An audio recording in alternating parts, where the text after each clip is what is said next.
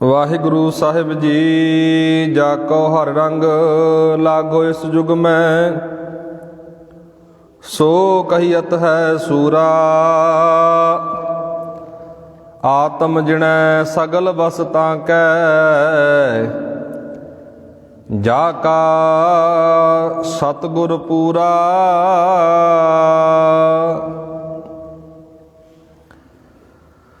ਧੰਨ ਵਾਹਿਗੁਰੂ ਸਾਹਿਬ ਜੀਓ। ਥਿੱਤੀ ਗੌੜੀ ਮਹਿਲਾ ਪੰਜਵਾ। ਸ਼ਲੋਕ ਇਕ ਓੰਕਾਰ। ਸਤਿਗੁਰ ਪ੍ਰਸਾਦ ਜਲ ਥਲ ਮਹੀਅਲ ਪੂਰਿਆ, ਸੁਆਮੀ ਸਿਰਜਣਹਾਰ।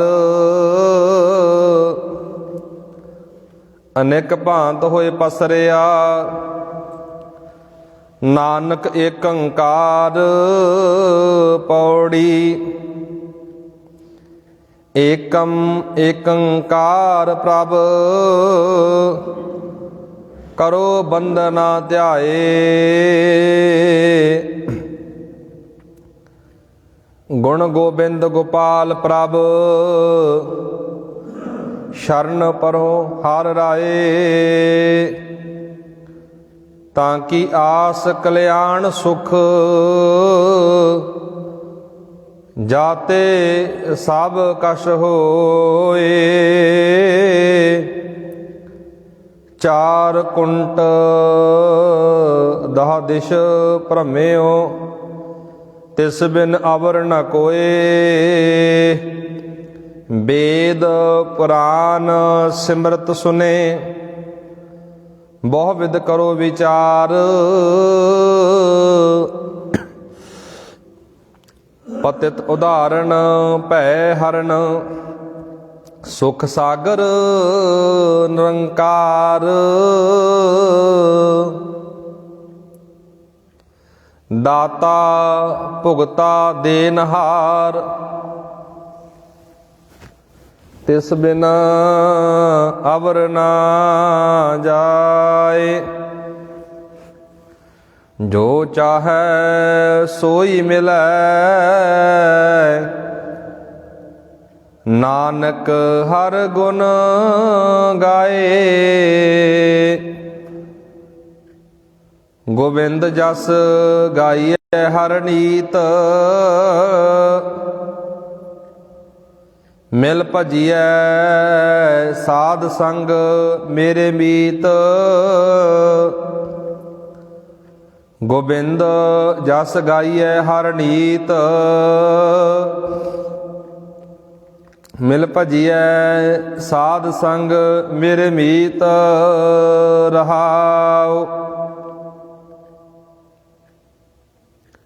ਪਰਮ ਸਨਮਾਨਯੋਗ ਜੁਗੋ ਜੁਗ ਅਟਲ ਚਬਰ ਤਖਤ ਦੇ ਮਾਲਕ ਸਾਹਿਬ ਸਤਿਗੁਰੂ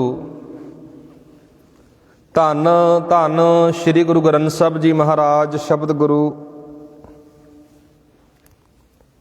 ਤਿੰਨਾਂ ਦੀ ਹਜ਼ੂਰੀ ਅੰਦਰ ਜੁੜ ਮਿਲ ਬੈਠੇ ਅਤ ਸਤਿਕਾਰਯੋਗ ਸਨਮਾਨਯੋਗ ਸਤਸੰਗੀ ਜਨੋ, ਬਹੁਤ ਹੀ ਵਡਭਾਗੇ ਹਾਂ ਜੋ ਕਿ ਰੋਜ਼ਾਨਾ ਲੜੀਵਾਰ ਕਥਾ ਵਿਚਾਰ ਦੇ ਨਾਲ ਜੁੜਦੇ ਹਾਂ। ਲੜੀਵਾਰ ਚੱਲ ਰਹੀ ਕਥਾ ਵਿਚਾਰ ਗੌੜੀ ਰਾਗ। ਕੱਲ੍ਹ ਦੇ ਦੀਵਾਨਾਂ ਵਿੱਚ ਆਪਾਂ ਸੁਖਮਨੀ ਸਾਹਿਬ ਦੀ ਬਾਣੀ ਦੀ ਸੰਪੂਰਨਤਾ ਕੀਤੀ ਹੈ। ਸੰਪੂਰਨ ਬਾਣੀ ਦੀ ਵਿਚਾਰ ਕੱਲ੍ਹ ਦੇ ਦੀਵਾਨਾਂ ਵਿੱਚ ਕੀਤੀ ਸੀ। ਹੁਣ ਜਿਹੜੀ ਅੱਗੇ ਵਿਚਾਰ ਸ਼ੁਰੂ ਹੁੰਦੀ ਹੈ ਜੀ, ਥਿੱਤੀ ਗੌੜੀ ਮਹਿਲਾ ਪੰਜਵਾ। ਸ਼ਲੋਕ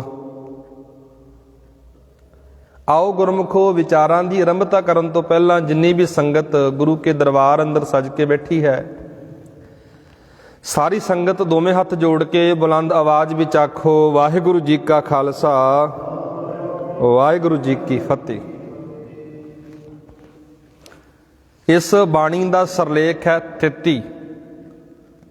थित्ती गौड़ी महला पंजवा। पिछे बाणी का सरलेख सी गौड़ी सुखमणी महला पंजवा। ਜਦੋਂ ਅਸੀਂ ਗੁਰੂ ਗ੍ਰੰਥ ਸਾਹਿਬ ਨੂੰ ਪੜ੍ਹਦੇ ਵਿਚਾਰਦੇ ਆ ਨਾ, ਬਾਣੀਆਂ ਦੇ ਸਰਲੇਖ ਨੇ, ਜਿਵੇਂ ਆਪਾਂ ਬਾਬੇ ਨਾਨਕ ਦੀ ਮੁੱਢਲੀ ਬਾਣੀ ਪਹਿਲੀ ਬਾਣੀ ਪੜ੍ਹਦੇ ਆ, ਉਸ ਬਾਣੀ ਦਾ ਨਾਮ ਕੀ ਹੈ? ਜਪ। ਸਤਿਕਾਰ ਦੇ ਨਾਲ ਆਪਾਂ ਉਹਨੂੰ ਕਹਿੰਦੇ ਜਪ ਜੀ ਸਾਹਿਬ।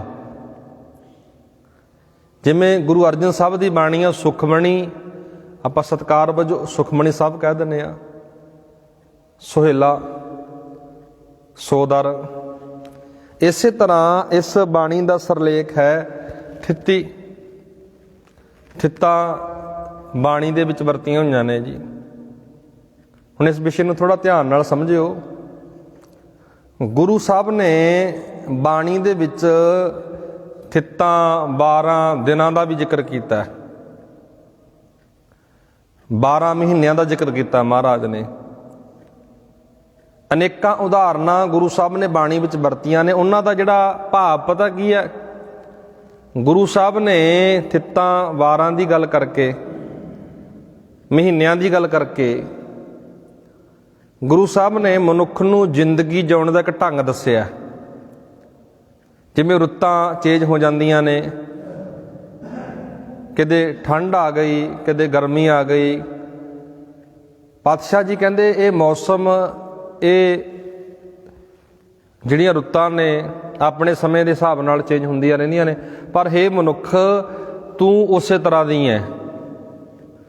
ਤੇਰਾ ਸੁਭਾਅ, ਤੇਰਾ ਆਚਰਣ, ਤੇਰਾ ਜੀਵਨ ਕਿਉਂ ਨਹੀਂ ਫਰਕ ਪੈ ਰਿਹਾ?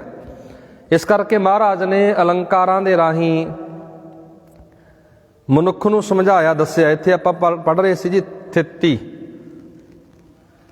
ਪ੍ਰੋਫੈਸਰ ਸਾਹਿਬ ਸਿੰਘ ਜੀ ਨੇ ਇੱਥੇ ਇੱਕ ਨੋਟ ਦਿੱਤਾ ਜੀ, ਇੱਕ ਵਿਚਾਰ ਦਿੱਤੀ ਹੈ। ਮੱਸਿਆ, ਜਿਹੜੀ ਮੱਸਿਆ ਹੁੰਦੀ ਹੈ ਜੀ, ਮੱਸਿਆ ਤੋਂ ਪਿੱਛੋਂ ਚੰਦਰਮਾ ਜਿਹੜਾ ਸਹਿਜੇ ਸਹਿਜੇ ਇੱਕ ਕਲਾ ਕਰਕੇ ਵਧਣਾ ਸ਼ੁਰੂ ਹੋ ਜਾਂਦਾ ਹੈ। ਉਸ ਤੋਂ ਬਾਅਦ ਜਦੋਂ ਅਸੀਂ ਉਸ ਤੋਂ ਬਾਅਦ ਦੀ ਗੱਲ ਕਰਦੇ ਹਾਂ, 14 ਦਿਨ ਵਿੱਚ ਮੁਕੰਮਲ ਹੁੰਦਾ ਹੈ। ਇਸ ਨੂੰ ਜਦੋਂ 14 ਦਿਨਾਂ ਵਿੱਚ ਮੁਕੰਮਲ ਹੁੰਦਾ, ਇਹਨੂੰ ਪੂਰਨਮਾਸ਼ੀ ਵੀ ਕਿਹਾ ਜਾਂਦਾ ਹੈ। ਪੂਰਨਮਾਸ਼ੀ ਤੋਂ ਪਿੱਛੋਂ ਇੱਕ ਕਲਾ, ਜਿਹੜੀ ਕਲਾ ਕਰਕੇ ਘਟਣਾ ਸ਼ੁਰੂ ਹੋ ਜਾਂਦਾ ਹੈ। ਆਖਰ ਇਹਨੂੰ ਮੱਸਿਆ ਦੀ ਰਾਤ ਕਿਹਾ ਜਾਂਦਾ ਹੈ। ਉੱਕਾ ਅਲੋਪ ਹੋ ਜਾਂਦਾ ਹੈ। ਹੁਣ ਜਿਹੜਾ ਇਹ ਥਿੱਤੀ ਸ਼ਬਦ ਆ ਨਾ, ਥਿੱਤੀ, ਥਿੱਤ ਕਹਿ ਲਓ, ਥਿੱਤੀ ਕਹਿ ਲਓ, ਇਹ ਸੰਸਕ੍ਰਿਤ ਭਾਸ਼ਾ ਦਾ ਸ਼ਬਦ ਹੈ।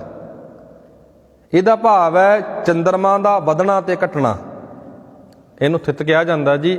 ਚੰਦਰਮਾ ਦਾ ਵੱਧ ਜਾਣਾ ਜਾਂ ਘਟ ਜਾਣਾ ਨੂੰ ਥਿੱਤ ਕਿਹਾ ਜਾਂਦਾ ਹੈ।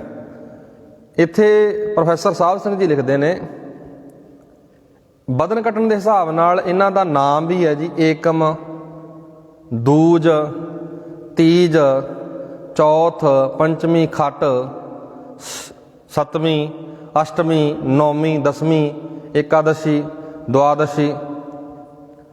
ਇੱਥੇ ਪ੍ਰੋਫੈਸਰ ਸਾਹਿਬ ਸਿੰਘ ਜੀ ਨੇ ਨਾਂ ਲਿਖੇ ਹੋਏ ਨੇ। ਹੁਣ ਇਹਨੂੰ ਧਿਆਨ ਨਾਲ ਥੋੜ੍ਹਾ ਸਮਝਿਓ। ਪੂਰਨਮਾਸੀ ਤੋਂ ਪਿੱਛੋਂ ਫਿਰ ਉਸੇ ਤਰ੍ਹਾਂ ਏਕਮ, ਦੂਜ ਆਦਿਕ ਚੱਲ ਪੈਂਦੀਆਂ ਨੇ ਤਿੱਥਾਂ। ਗੁਰੂ ਸਾਹਿਬ ਜੀ ਨੇ ਕੁਝ ਅਲੰਕਾਰ ਵਰਤੇ ਨੇ। ਹੁਣ ਚੰਦਰਮਾ ਦਾ ਵਧਣਾ ਜਾਂ ਘਟਣਾ ਇਹ ਕੁਦਰਤੀ ਨਿਯਮ ਹੈ। ਉਸ ਨਿਯਮ ਦੇ ਤਹਿਤ ਉਹ ਚੰਦਰਮਾ ਚੱਲੀ ਜਾ ਰਿਹਾ, ਵੱਧ ਰਿਹਾ, ਘਟ ਰਿਹਾ। ਇੱਥੇ ਜਿਹੜੀ ਆਪਾਂ ਵਿਚਾਰ ਕਰ ਰਹੇ ਹਾਂ, ਗੁਰਬਾਣੀ ਨੇ ਵਿਸ਼ੇਸ਼ ਕਰਕੇ ਨਾ ਕੋਈ ਚੰਗੀ ਵੀ ਇਹ ਥਿੱਤ ਚੰਗੀ ਹੁੰਦੀ ਹੈ, ਥਿੱਤ ਮਾੜੀ ਹੁੰਦੀ ਹੈ, ਨਹੀਂ, ਇਸ ਤਰ੍ਹਾਂ ਦੀ ਗੱਲ ਤਾਂ ਬਾਣੀ ਵਿੱਚ ਹੈ ਨਹੀਂ। ਈਵਨ ਗੁਰੂ ਗ੍ਰੰਥ ਸਾਹਿਬ ਦੇ ਵਿੱਚ ਇਹ ਗੱਲ ਦਰਜ ਹੈ, ਇਹ ਗੱਲ ਲਿਖੀ ਹੈ, ਥਿੱਤਾਂ ਨੂੰ ਮੰਨਣ ਵਾਲਾ, ਥਿੱਤਾਂ ਨੂੰ ਸੇਵਣ ਵਾਲਾ, ਥਿੱਤੀ ਵਾਰੀ ਸੇਵੈ ਮੁਕਤ ਗਵਾਰ। ਥਿੱਤਾਂ ਤੇ ਵਾਰਾਂ ਨੂੰ ਮੰਨਣ ਵਾਲਾ ਮਹਾਰਾਜ ਕਹਿੰਦੇ ਸਿਰੇ ਦਾ ਮੂਰਖ ਤੇ ਗਵਾਰ ਹੈ। ਸਤਿਗੁਰ ਮਹਾਰਾਜ ਨੇ ਇਹਨਾਂ ਚੀਜ਼ਾਂ 'ਚੋਂ ਸਾਨੂੰ ਕੱਢਿਆ, ਇਹਨਾਂ ਕਰਮ ਕਾਂਡਾਂ ਦੇ ਵਿੱਚੋਂ, ਮਨਮੱਤਾਂ ਦੇ ਵਿੱਚੋਂ ਕੱਢ ਕੇ ਇੱਕ ਨਿਵੇਕਲੀ ਵਿਚਾਰ ਦਿੱਤੀ ਹੈ। ਹਾਂ, ਸਾਡੀ ਇਹ ਮਰਿਆਦਾ ਗੱਲ ਕਹਿੰਦੀ ਹੈ ਵੀ ਕਿਸੇ ਵੀ ਦਿਨ ਨੂੰ ਅਸੀਂ ਗੁਰਮਤਿ ਅਨੁਕੂਲ ਵਰਤ ਸਕਦੇ ਹਾਂ। ਗੁਰਮਤਿ ਦਾ ਕੋਈ ਕਾਰਜ ਕਰਨਾ ਹੋਵੇ ਕਰ ਸਕਦੇ, ਕਿਉਂਕਿ ਵਿਸ਼ੇਸ਼ ਕਰਕੇ ਨਾ ਕੋਈ ਦਿਨ ਚੰਗਾ ਮੰਨਿਆ ਬਾਣੀ ਨੇ, ਨਾ ਕੋਈ ਦਿਨ ਮਾੜਾ ਮੰਨਿਆ। ਸੰਸਾਰਕ, ਜਦੋਂ ਅਸੀਂ ਸੰਸਾਰ ਦਾ ਵਤੀਰਾ ਵੇਖਦੇ ਹਾਂ, ਅਗਿਆਨਤਾ ਦੇ ਕਾਰਨ ਸਾਡੇ ਅੰਦਰ ਇਹ ਗੱਲ ਫੈਲ ਗਈ ਵੀ ਆਹ ਦਿਨ ਚੰਗਾ ਹੋ ਗਿਆ ਜੀ, ਆਹ ਦਿਨ ਮਾੜਾ ਹੋ ਗਿਆ, ਆਹ ਦਿਨ ਅਸੀਂ ਆਹ ਕਰਮ ਨਹੀਂ ਕਰਨਾ, ਆਹ ਦਿਨ ਅਸੀਂ ਆਹ ਕਰਮ ਨਹੀਂ ਕਰਨਾ। ਇਹ ਤਾਂ ਦੁਨੀਆ ਦਾ, ਸੰਸਾਰ ਦਾ ਬਣਾਇਆ ਹੋਇਆ ਨਾ ਸਿਸਟਮ। ਗੁਰਬਾਣੀ ਨੇ ਮਹਾਰਾਜ ਕਹਿੰਦੇ ਥਿੱਤੀ ਵਾਰ ਸੇਵੈ ਮੁਕਤ ਗਵਾਰ, ਥਿੱਤਾਂ ਤੇ ਵਾਰਾਂ ਨੂੰ ਸੇਵਣ ਵਾਲਾ ਮੰਨਣ ਵਾਲਾ ਸਿਰੇ ਦਾ ਮੂਰਖ ਤੇ ਗਵਾਰ ਕਿਹਾ। ਗੁਰੂ ਸਾਹਿਬ ਨੇ ਇਹ ਚੰਦਰਮਾ ਦੇ ਵਧਣ ਘਟਣ ਨਾਲ ਥਿੱਤਾਂ ਦੀ ਥੋੜ੍ਹੀ ਗੱਲ ਕਰਕੇ ਸਾਨੂੰ ਇਸ ਥਿੱਤੀ ਬਾਣੀ ਦੇ ਰਾਹੀਂ ਇੱਕ ਸੁਨੇਹਾ ਦਿੱਤਾ ਹੈ। ਗੁਰੂ ਸਾਹਿਬ ਜੀ ਕਹਿ ਰਹੇ ਨੇ, ਜਲ ਥਲ ਮਹੀਅਲ ਪੂਰਿਆ ਸੁਆਮੀ ਸਿਰਜਣਹਾਰ, ਅਨੇਕ ਭਾਂਤ ਹੋਏ ਪਸਰਿਆ ਨਾਨਕ ਏਕ ਓੰਕਾਰ। ਗੁਰੂ ਪਾਤਸ਼ਾਹ ਜੀ ਕਹਿ ਰਹੇ ਨੇ, ਗੁਰੂ ਅਰਜਨ ਸਾਹਿਬ ਮਹਾਰਾਜ ਜੀ ਕਹਿ ਰਹੇ ਨੇ ਇਸ ਪਾਵਨ ਪਵਿੱਤਰ ਬਚਨਾਂ ਦੇ ਅੰਦਰ, ਜਲ ਦੇ ਵਿੱਚ, ਪਾਣੀ ਦੇ ਵਿੱਚ, ਥਲ ਦਾ ਅਰਥ ਹੁੰਦਾ ਧਰਤੀ ਦੇ ਵਿੱਚ, ਮਹੀਅਲ ਧਰਤੀ ਦੇ ਤਲ ਉੱਤੇ। ਇੱਥੇ ਗੁਰੂ ਪਾਤਸ਼ਾਹ ਜੀ ਸਮਝਾ ਰਹੇ ਨੇ, ਪਾਤਸ਼ਾਹ ਜੀ ਕਹਿ ਰਹੇ ਨੇ ਉਹ ਮਾਲਕ, ਉਹ ਵਾਹਿਗੁਰੂ, ਉਹ ਪਰਮਾਤਮਾ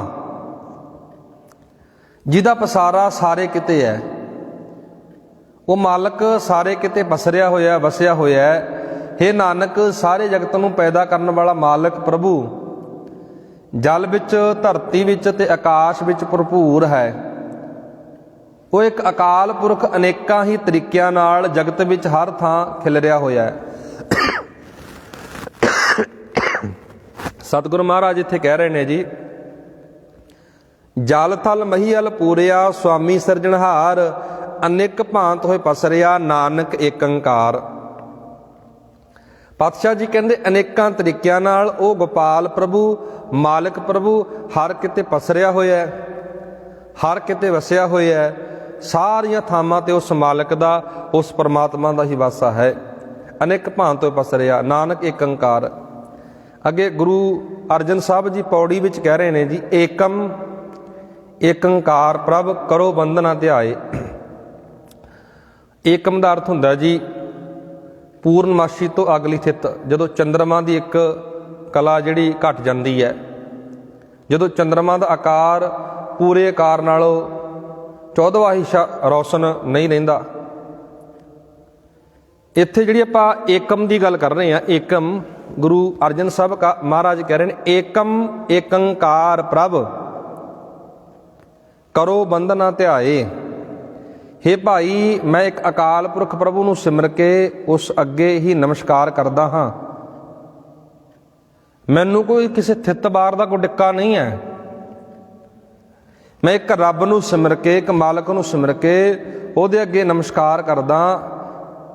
ਪਾਤਸ਼ਾਹ ਜੀ ਕਹਿ ਰਹੇ ਨੇ, ਗੋਬਿੰਦ ਗੋਪਾਲ ਪ੍ਰਭੂ ਦੇ ਗੁਣ ਗਾਉਂਦਾ ਹਾਂ, ਉਸ ਰੱਬ ਦੇ, ਉਸ ਮਾਲਕ ਵਾਹਿਗੁਰੂ ਦੇ।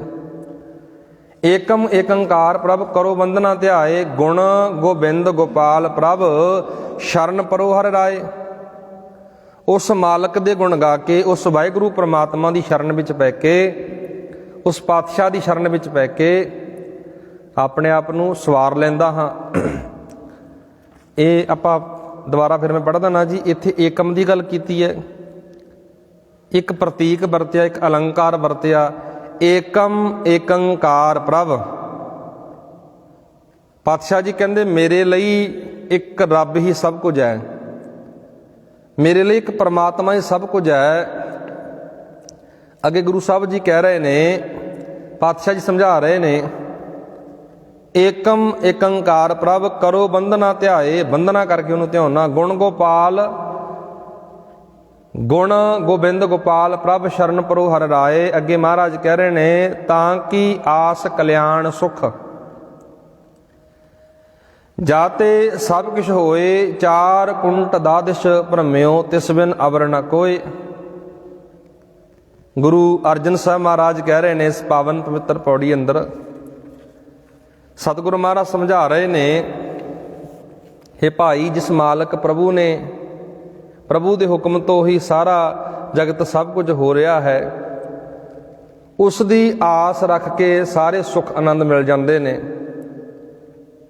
ਅੱਗੇ ਮਹਾਰਾਜ ਕਹਿ ਰਹੇ ਨੇ, ਚੌਕੁੰਟਾਂ ਤੇ ਦਸੀਂ ਪਾਸੀਂ ਹਰ ਪਾਸੇ ਫਿਰ ਕੇ ਵੇਖ ਲਿਆ, ਉਸ ਮਾਲਕ ਪ੍ਰਭੂ ਤੋਂ ਬਿਨਾਂ ਹੋਰ ਕੋਈ ਸਾਡਾ ਰਾਖਾ ਨਹੀਂ ਹੈ।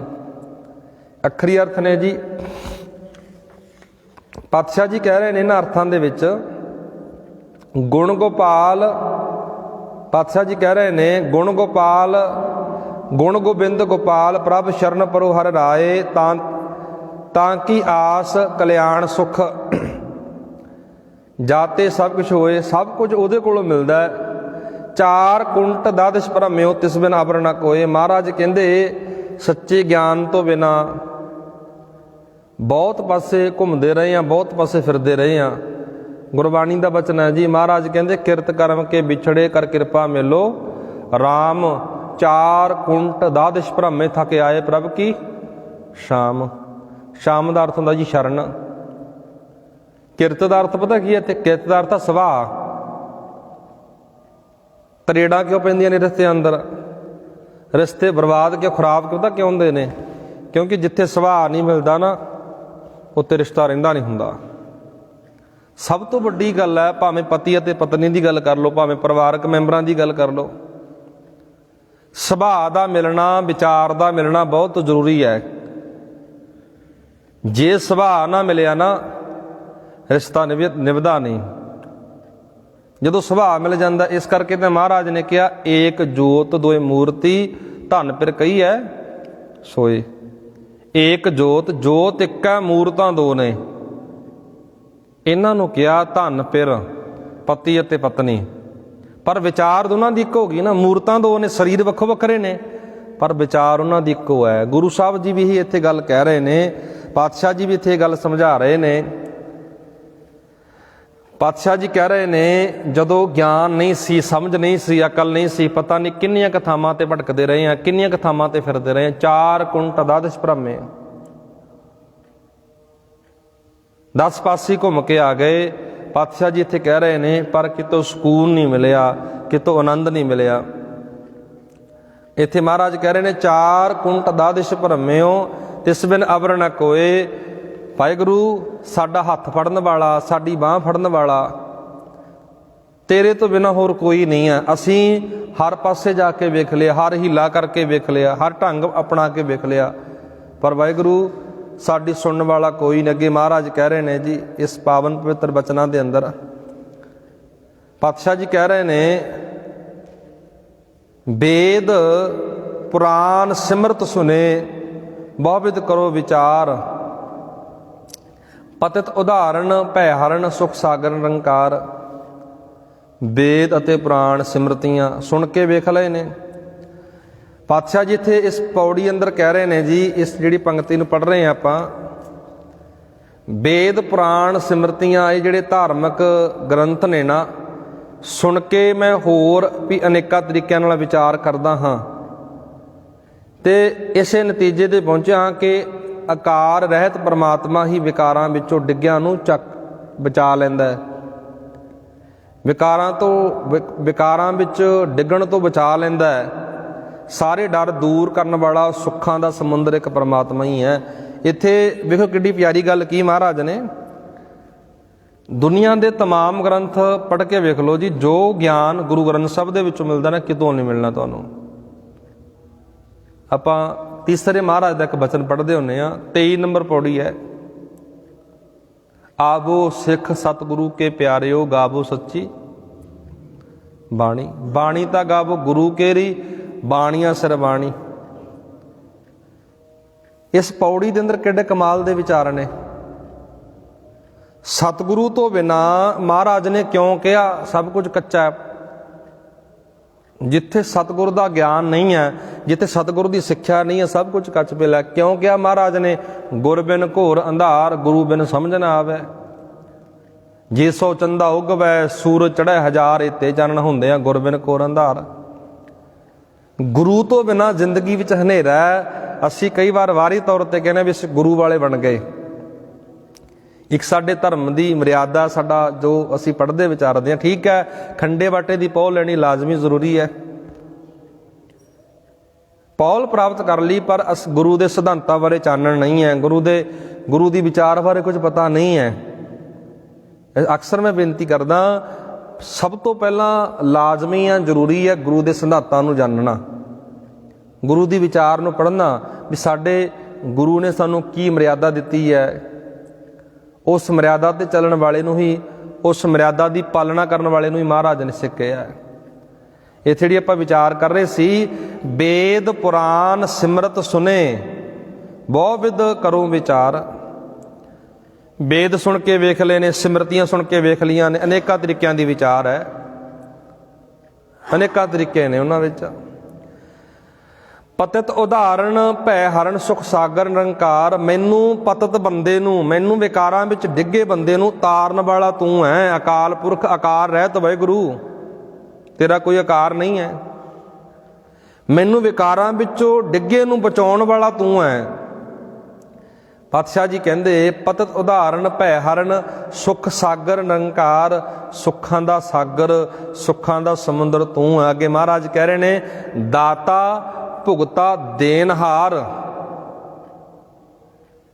ਤਿਸ ਬਿਨ ਅਵਰ ਨਾ ਜਾਏ। ਦਾਤਾ ਵੀ ਤੂੰ ਹੈ, ਦੇਣਹਾਰ ਵੀ ਤੂੰ ਆ, ਸਭ ਕੁਝ। ਪਾਤਸ਼ਾਹ ਜੀ ਇੱਥੇ ਜਿਹੜੀ ਆਪਾਂ ਨੂੰ ਵਿਚਾਰ ਦੇ ਰਹੇ ਨੇ ਜੀ, ਸਭ ਜੀਵਾਂ ਵਿੱਚ ਭੁਗਤਣ ਵਾਲਾ, ਸਭ ਜੀਵਾਂ ਅੰਦਰ ਆਪ ਰਹਿਣ ਵਾਲਾ ਵਾਹਿਗੁਰੂ ਤੂੰ ਹੀ ਹੈ। ਦਾਤਾ ਭੁਗਤਾ ਦੇਨਹਾਰ ਤਿਸ ਬਿਨ ਅਵਰ ਨਾ ਜਾਏ। ਤੇਰੇ ਤੋਂ ਬਿਨਾਂ ਹੋਰ ਦੂਜਾ ਥੋੜ੍ਹੀ ਕੋਈ ਇੱਥੇ ਹੈ। ਜੋ ਚਾਹੇ ਸੋਈ ਮਿਲੈ ਨਾਨਕ ਹਰ ਗੁਣ ਗਾਏ। ਮਹਾਰਾਜ ਕਹਿੰਦੇ ਇਸ ਪਾਵਨ ਪਵਿੱਤਰ ਬਚਨਾਂ ਅੰਦਰ ਬੜੀ ਪਿਆਰੀ ਗੱਲ ਕਹਿ ਦਿੱਤੀ ਜੀ। ਪਾਤਸ਼ਾਹ ਜੀ ਕਹਿੰਦੇ, ਹੇ ਮਿੱਤਰ, ਸਦਾ ਗੋਬਿੰਦ ਪ੍ਰਭੂ ਦੀ ਸਿਫਤ ਸਲਾਹ ਗਾਉਂਦੇ ਰਹੋ, ਕਰਦੇ ਰਹੋ। ਸਾਧ ਸੰਗਤ ਦੇ ਵਿੱਚ ਮਿਲ ਕੇ ਉਸ ਦਾ ਭਜਨ ਸਿਮਰਨ ਕਰਨਾ ਚਾਹੀਦਾ ਹੈ। ਇੱਥੇ ਜਿਹੜੀ ਆਪਾਂ ਵਿਚਾਰ ਸਮਝ ਰਹੇ ਸੀ, ਹੇ ਨਾਨਕ, ਪ੍ਰਮਾਤਮਾ ਦੇ ਗੁਣ ਗਾਉਂਦੇ ਰਹੋ, ਉਹਨੂੰ ਯਾਦ ਕਰਦੇ ਰਹੋ। ਜੋ ਕੁਝ ਤੂੰ ਚਾਹੇਂਗਾ ਉਹੀ ਤੈਨੂੰ ਮਿਲ ਜਾਵੇਗਾ। ਜੇ ਤੂੰ ਪ੍ਰਮਾਤਮਾ ਦੇ ਗੁਣਾਂ ਨਾਲ ਸਾਂਝ ਪਾਣੀ ਸ਼ੁਰੂ ਕਰ ਦਿੱਤੀ, ਵਾਹਿਗੁਰੂ ਨੂੰ ਜਪਣਾ ਸ਼ੁਰੂ ਕਰ ਦਿੱਤਾ, ਤੇਰੇ ਮਨ ਦੀ ਮੁਰਾਦ, ਮਨ ਦੀ ਭਾਵਨਾ ਪੂਰੀ ਕਰੇਗਾ ਗੁਰੂ। ਅੱਗੇ ਸਤਿਗੁਰੂ ਮਹਾਰਾਜ ਕਹਿ ਰਹੇ ਨੇ, ਰਹਾਉ ਵਾਲਾ ਬੰਦਾ ਜੀ ਇਸ ਬਾਣੀ ਦਾ, ਗੋਬਿੰਦ ਜਸ ਗਾਈਏ ਹਰ ਨੀਤ, ਮਿਲ ਭਜੀਏ ਸਾਧ ਸੰਗ ਮੇਰੇ ਮੀਤ। ਗੁਰੂ ਸਾਹਿਬ ਜੀ ਕਹਿੰਦੇ ਉਸ ਗੋਬਿੰਦ ਦੇ, ਉਸ ਮਾਲਕ ਦੇ ਗੁਣ ਗਾਈਏ। ਹੇ ਮੇਰੇ ਮਿੱਤਰ, ਸੰਗਤ ਵਿੱਚ ਬਹਿ ਕੇ ਉਸ ਮਾਲਕ ਨੂੰ ਭਜੀਏ, ਯਾਦ ਕਰੀਏ, ਜ਼ਿੰਦਗੀ ਨੂੰ ਸਵਾਰੀਏ। ਸੋ ਗੁਰੂ ਪਿਆਰਿਓ, ਜਿਹੜੀ ਅੱਜ ਵਿਚਾਰ ਸ਼ੁਰੂ ਹੋਈ ਹੈ ਜੀ, ਗੁਰੂ ਗ੍ਰੰਥ ਸਾਹਿਬ ਦਾ ਪਾਵਨ ਪਵਿੱਤਰ ਅੰਕ ਹੈ 296, ਠਿੱਤੀ ਗੌੜੀ ਮਹੱਲਾ ਪੰਜਵਾ ਇਸ ਬਾਣੀ ਦਾ ਨਾਮ ਹੈ। ਗੁਰੂ ਸਾਹਿਬ ਨੇ ਇਸ ਬਾਣੀ ਦੇ ਅੰਦਰ ਥਿੱਤਾਂ ਬਾਰੇ, ਥਿੱਤਾਂ ਨੇ ਜਿਹੜੀਆਂ, ਉਹਨਾਂ ਬਾਰੇ ਸਾਨੂੰ ਦੱਸਿਆ, ਸਮਝਾਇਆ। ਚੰਦਰਮਾ ਦਾ ਵਧਣਾ ਘਟਣਾ ਦੇ ਹਿਸਾਬ ਨਾਲ ਇਹ ਥਿੱਤਾਂ ਬਦਲਦੀਆਂ ਰਹਿੰਦੀਆਂ ਨੇ, ਚੱਲਦੀਆਂ ਰਹਿੰਦੀਆਂ ਨੇ।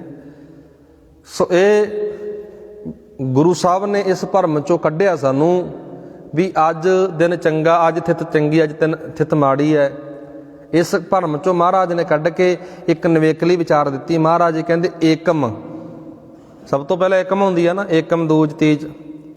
ਗੁਰੂ ਅਰਜਨ ਸਾਹਿਬ ਮਹਾਰਾਜ ਕਹਿੰਦੇ ਏਕਮ ਨਿਰੰਕਾਰ, ਏਕਮ ਏਕੰਕਾਰ ਪ੍ਰਭ ਕਰੋ ਬੰਦਨਾ ਧਿਆਏ। ਏਕਮ ਵੀ ਤੇਰੇ ਲਈ ਵਧੀਆ ਬਣ ਸਕਦੀ ਹੈ ਥਿੱਤ, ਜੇ ਤੂੰ ਉਸ ਰੱਬ ਨੂੰ ਅੱਗੇ ਬੰਦਨਾ ਕਰੇ, ਡੰਡੌਤ ਕਰੇ, ਉਸ ਰੱਬ ਦੇ ਗੁਣ ਗਾਵੇਂ।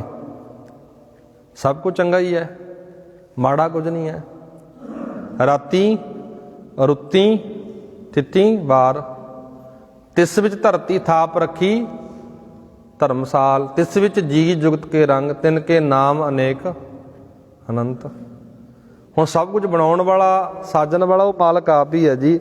ਇਸ ਕਰਕੇ ਇਹਨਾਂ ਭਰਮਾਂ ਚੋਂ ਨਿਕਲ ਕੇ ਇੱਕ ਰੱਬ ਨੂੰ ਯਾਦ ਕਰੀਏ, ਉਸ ਮਾਲਕ ਵਾਹਿਗੁਰੂ ਦੇ ਗੁਣ ਗਾਈਏ। ਆਓ ਗੁਰਮੁਖੋ, ਲੜੀਵਾਰ ਜਿਹੜਾ ਇਤਿਹਾਸ ਚੱਲ ਰਿਹਾ, ਇਤਿਹਾਸ ਨਾਲ ਜੁੜ ਜਾਈਏ।